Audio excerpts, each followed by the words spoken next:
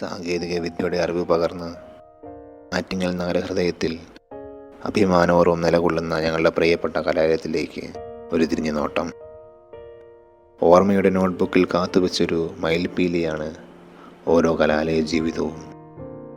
ഓർത്താലും മതിവരാത്ത ആ കാലത്തിലേക്ക്, അറിവിനെ അമൃതാക്കിയ പഠനമുറികളിലേക്ക്, ആർത്തുല്ലസിച്ച ക്യാമ്പസിലേക്ക് ഒരു യാത്ര.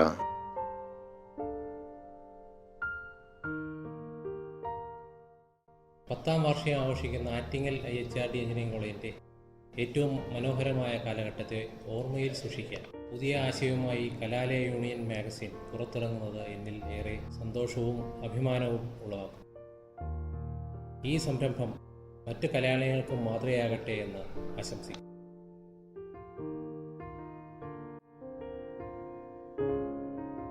മണ്ണിനെയും മനസ്സിനെയും തണുപ്പിച്ച ഒരു മഴക്കാലത്ത്, ഏതോ ഒരു യാത്രയുടെ തുടക്കമോ അവസാനമോ എന്നറിയാതെ അന്നൊരു മഴക്കാലത്താണ് ഞങ്ങൾ ഈ മരച്ചോട്ടിലേക്ക് എത്തിയത്.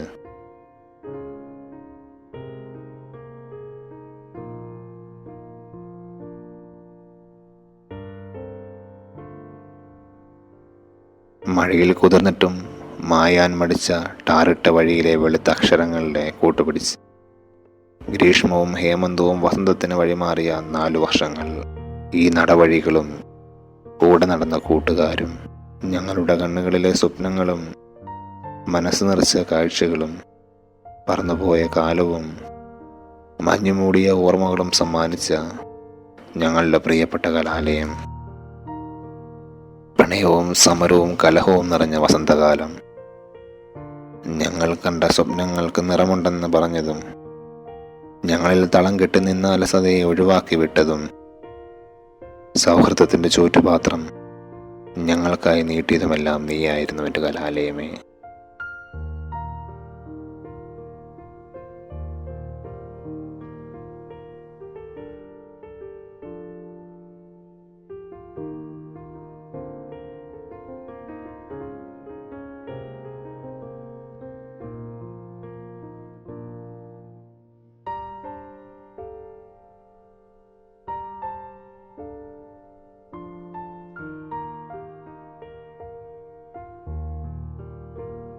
ചെയ്തു തീരാത്ത ലാബുകൾ, കുതിച്ചിട്ടും കിട്ടാത്ത ഇന്റേണലുകൾ, മടുത്തിട്ടും നിർത്താത്ത ക്ലാസുകൾ, ഇതുവരെ കണ്ടിട്ടില്ലാത്ത സിലബസുകൾ, ഇടയ്ക്കിടെ ഓടിയെത്തുന്ന സെമസ്റ്റർ പരീക്ഷകൾ, പരീക്ഷാ ഹാളിൽ കേട്ട അപശബ്ദങ്ങൾ, എഴുതിയിട്ടും പുരോഗതിയില്ലാത്ത ഇംപ്രൂവ്മെൻറ്റുകൾ, അങ്ങനെ എണ്ണും തോറും പെരുകുന്ന സപ്ലികൾ.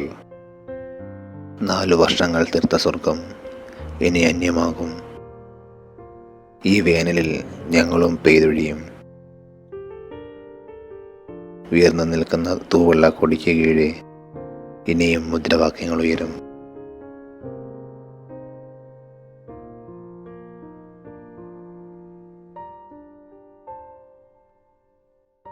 പേര് ഈ സംരംഭത്തോട് വളരെ നീതി പുലർത്തുന്ന രീതിയിലാണ് അത് തയ്യാറാക്കിയിരിക്കുന്നത്. ഇത് വിദ്യാർത്ഥികളുടെ കലാലയ ജീവിതത്തിൽ ഒരു മൈൽപ്പീലി തുണ്ട് പോലെ അവർക്ക് സൂക്ഷിച്ചു വെക്കാൻ കഴിയുന്നതാകട്ടെ എന്ന് ആശംസിക്കുന്നു.